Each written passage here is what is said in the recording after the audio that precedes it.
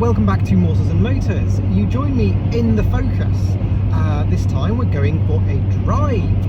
I have a few things to report that I have done with the Focus. First of all, forgive the portrait format, because that's the way my phone fits in the mount.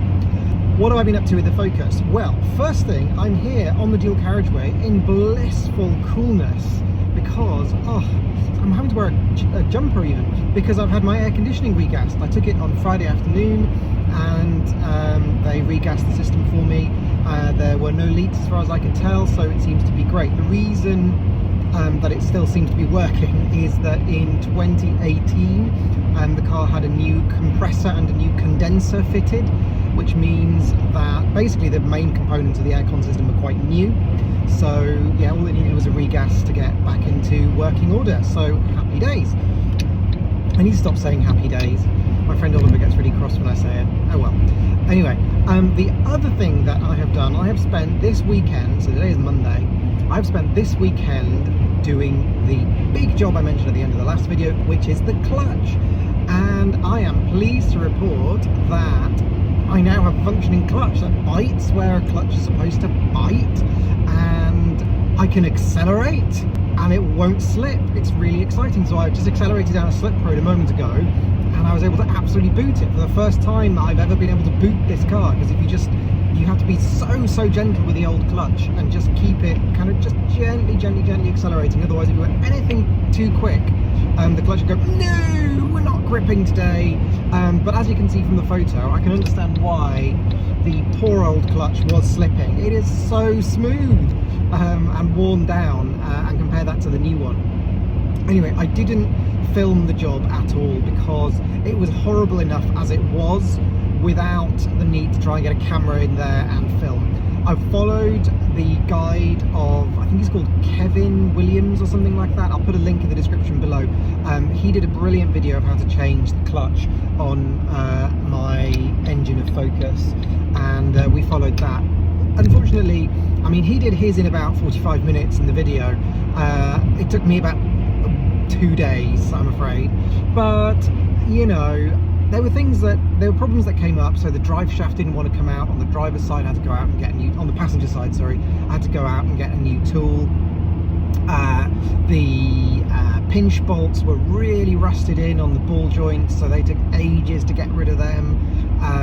It was just very slow going. And then on Sunday, when we did put the clutch back in, the car wouldn't start after everything, and I was like, oh my god, what have I done? But realised that one of the wires on the starter motor must have been really perished, and when we were kind of moving around the wiring looms in the engine, it obviously just broke off.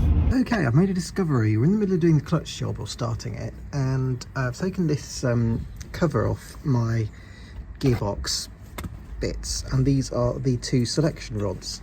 Can you see the problem? This is missing its bush, which would explain probably why I have a terrible gear change. It's actually kind of on the bottom here and it's slightly disintegrated, so hopefully I can get some new ones of those and put them on, and that will transform the gear change. Woohoo! Anyway, the reason I'm on this journey is I am taking the Focus to collect something that is very unlike me, and I will reveal all when I get it later. Mysterious. Well now, what have I bought for the Focus? It's a new interior. It's an ST170 interior, which has got this lovely blue fabric there and the leather on the bolster. I mean, these need a very good clean, but I think they'll give the car a bit of a lift and also be a bit more comfortable, hopefully. Let's see if I can get them into the car. Easier said than done, I suspect. Well, I think they look pretty decent, to be honest. They are really filthy, particularly the front seats, that you can see there. And there in particular, could do with a really good clean. And this leather on the bolster is a little worn, but it's not torn or anything, so hopefully we'll be able to bring that back to life. The biggest complication is that the driver's seat has electric height adjustment on the ST170 seats, and not on the standard ones on the car, which have this kind of manual twisty levery thing that raises the seat height. So yeah, that's going to be a little bit of a headache to work out what to do with that, whether to try wiring the electrics in or whether to try and swap the bolster onto the manual seat. I'll have a think and a look and see what's the easiest solution to that. And the reason I've gone for these seats are sort of twofold, or three actually. One is that the bolster is slightly longer there, so it should have a bit more thigh support. Two is there's lumbar support to help my achy back. And three, they're kind of a much nicer blue, kind of a lovely dark indigo blue than the very boring black that's in the car. As you can see, these are the kind of boring black ones. They actually come up on video slightly more jazzy than they are in reality. There is obviously this kind of triangular pattern on them, which isn't too bad, but as an overall package, it does kind of make the car look kind of dark and dull inside. So let's see if we can improve on that. I'll start with the rears, because those are the easy ones. They will work our way to the fronts, which are a bit more complicated.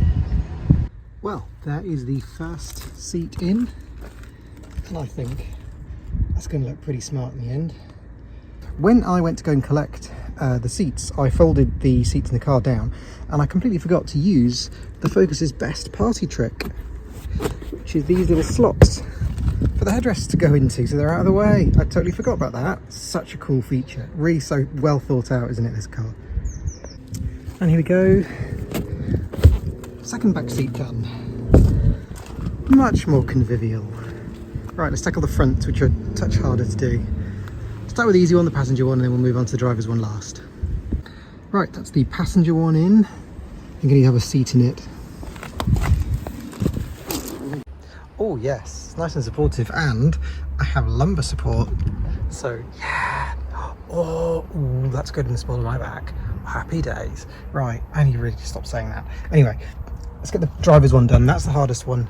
So I think the easiest thing to do is to see if I can swap the covers. The bottom cover would be easy to swap onto the new seat, or the other seat. It's whether how easy it is to detach the top half, I'm not sure, but I'll figure it out once I dismantle the other seat. I can take the screw off very easily. There's just 4 bolts, 1, 2, 3, and the fourth one's just coming off now. And then hopefully I can figure out how the top half attaches to the bottom frame. Yeah, having taken the bolster off, I think that the top half of the seat bolts into the sides with these 2 bolts on this side and 2 similar ones on the other side. Can't seem to get this plastic out of the way, but I'll just get a spanner in there and get those off, and then that detaches the top half from the bottom half of the seat, and then I think I can just swap them over. Woohoo! Yep, that's the top half of the seat done and removed. So just need to undo all that one, stick that on it, and back in the car. And here I am. This is the new back going onto the manual base. I'm just tightening all the bolts in place now. Squab on, back in the car, and job done. And there we are, all done. Excellent. I'm going to really enjoy using those now. Hopefully be a lot more comfortable on longer journeys, and they certainly look better too. Yes, I know they are in desperate need of a clean, but somebody has got my wet back, but is rapidly bringing it back as we speak, so I'll give them a good clean in the next day or two.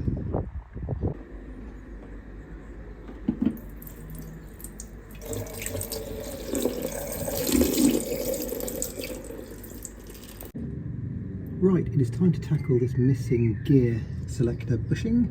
I did kind of put the old one, which is kind of there, back in, but it fell out almost immediately. So I've ordered a new one. It is currently softening in a mug of very hot water, which will hopefully make it a bit pliable so I can push it in to the, I don't know what you call it, selector surround thing. Right, that's the new bushing in place. Just to push that onto the kind of receivery thing that's attached to the gearbox and box it back up again. Right, let's push this on. Hopefully. Oh, there we go. Gosh, that's way tighter than what it was, so hopefully that should really give me a nice slick gear change now.